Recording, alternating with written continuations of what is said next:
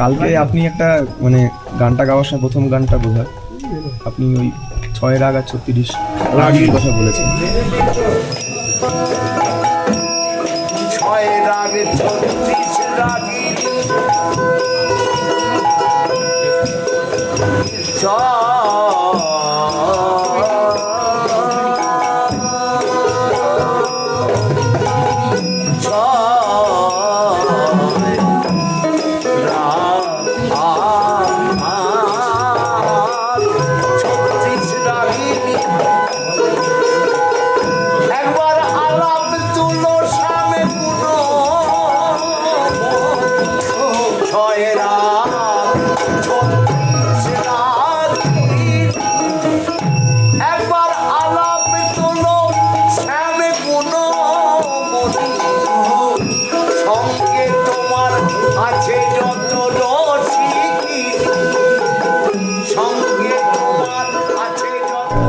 ওটা ওই ব্যাপারটা একটু যদি এইটা আমাদের আগেকার প্রবাদে বলতো, রাগ বলতে যারা ঠাট বিশিষ্ট রাগে বাস করে তারা নিজে কাঠামোতে রাগ। যেমন আমাদের ঠাট হচ্ছে 10টা, এখন বিভাজন হওয়ার পরে তখন ছিল 6টি।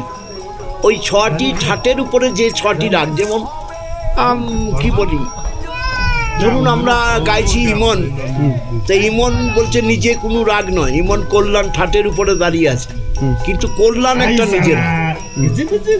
তাহলে ইমন একটা নিজের রাগ নয়, ভূপালী একটা নিজের রাগ নয়, মানে এইরকম যে রাগগুলো যারা কল্যাণ ঠাটের উপরে আছে তারা কিন্তু নিজে স্বয়ং সম্পূর্ণ অন্য ঠাটের উপরে দাঁড়িয়ে তারা তৈরি। ভৈরব একটা ঠাট, ভৈরবী কিন্তু নয়, আবার ভৈরবী ওই ঠাটেই ডিপেন্ড করে, ভৈরব নিজে একটা ঠাট।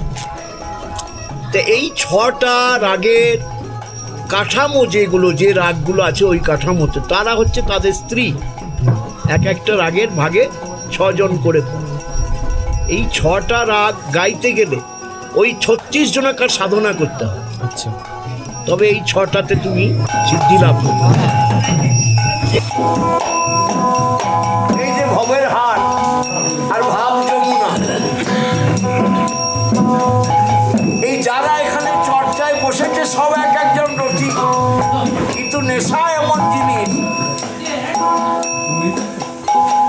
জোয়ার ভাটা ঠিক থাকে না, তাল ব্রহ্ম ভাবে হয় তাল কানা, জোয়ার ভাটা ঠিক থাকে না, থাকে না, থাকে না।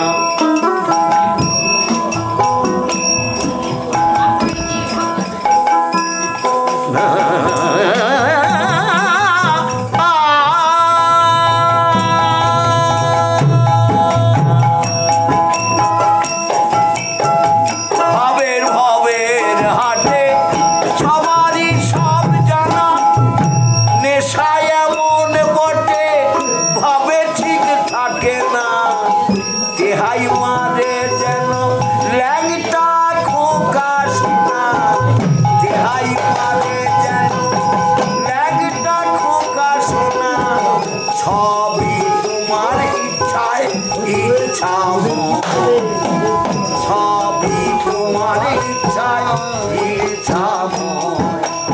এই জন্য বলছে 6 রাগ 36 রাগিনী, বাজাও তোমার মধুর স্বর। কাকে বাজাতে বলছে? কৃষ্ণকে। বোধহয় ওই যমুনার তীরে মুরলী ধারী বাজাও মুরলী, এরকম গানটা ছিল, সেই কৃষ্ণকে বাজাতে। তা আমাদেরও তাই, আমাদেরও মধ্যে তো কৃষ্ণ বাস করে। কৃষ্ণ বাইরে কোথাও নাই, বৃন্দাবনেও নাই, মথুরাতেও নাই, আর ওই তোমার ভালো করে মজাক করা মন্দিরেও নাই, তোমার কাছেই আছে। সেই কৃষ্ণ যখন তোমার মুরলী বাজায় সদা আনন্দে বিরাজ, আর যখন ওই কৃষ্ণ সরে যায় তখন আমাদের দুঃখের অন্ত।